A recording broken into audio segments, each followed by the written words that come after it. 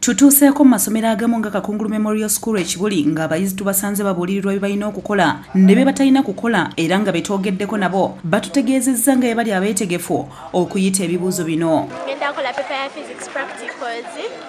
Nasomye ebitabo era ndi mwetegefu okuyita bino ebibuuzo inshallah. Era tuli bamalirivu nnyo okubeera nga tuyita ebibuuzo bino kuba abasomesa baffe bategese bulungi. Ye omusomesa Sheizwa Muhammad Budala yennyamidde olw'ebibuuzo bino okutuuka ekikeerezi n'asaba bekikwatako okubyanguyanga.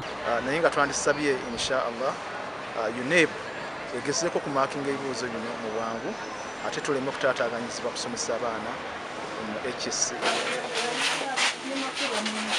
Yo ku ssomero lya St. Janan Kabalagala abayizi basangiddwa nga basaba essaala era nga betwogeddeko nabo batunnyonnyodde nga bagenda okuyitira waggulu kubanga basomeseddwa ekimala. Njagala kola n'amaanyi nsanyusa abazadde bange bulijjo abampeerezanga fiizi.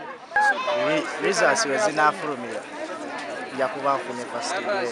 Yamyuka omukulu w'essomero lino Timothy Makabwana ategeezezza nga bakoze buli kimu ekisoboka abayizi waabwe okusobola okuyita. Newankubadde nti wabaddewo obuzibuzibu nti UNEB ebibuuzo ebimu ekereemu bita naye ebyo kaakati gye tubadde tugonjoola nga tutunuulira oba weetegereza bulungi nti olunaku olusooka olw'ebibuuzo bino watera okubeerawo okukeerewamukko. Ku ssomero lya Muyenga High abayizi nabo bategeezezza nga bwe bali abeetegefu okuyita obulungi newankubadde ng'ebibuuzo bituuse kikeerezi ng'eno batandise essaawa ziyise mu 3:30. Kyembadde nsaba nti ebibuuzo naddala ebyenkya bangere okubireeta mu budde. Kuba naffe kitukosa ebintu by'oyinza obbeera nga babisomye ate n'obyerabira so tubasaba basobola okuyanguya ku bibuuzo. Wetuukidde ku ssomero lya Kansanga SS nga abayizi bali mu kisenge mwe bagenda okukolera kyokka nga abasinga beebase ne twogerako n'abamu ku bayizi.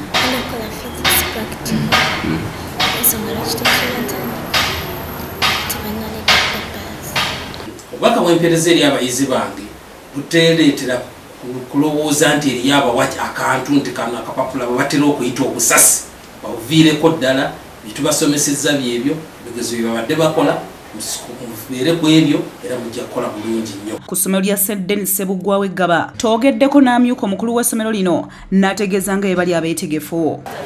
Tuli ssomero lya bonna basome naye nga tufaayo okulaba nga tuteekateeka abaana baffe ng'ab'amasomero amalala be babateekateeka era tusuubira mujja tuwulira nga ebigezo bikomyewo abaana bajja kuba bakoze bulungi. Tutuuseeko ne ku ssomero lya Maranatha Eggaba gye tusanze nga abayizi nabo bali bulindaala. Abakikyaffe bategese bulungi nga tusuubira first grade nyingi. Sesanga Bate ne Ssenfuma Joseph Innocent be bakusakidde eggulire lino ku Lwabukedde TV.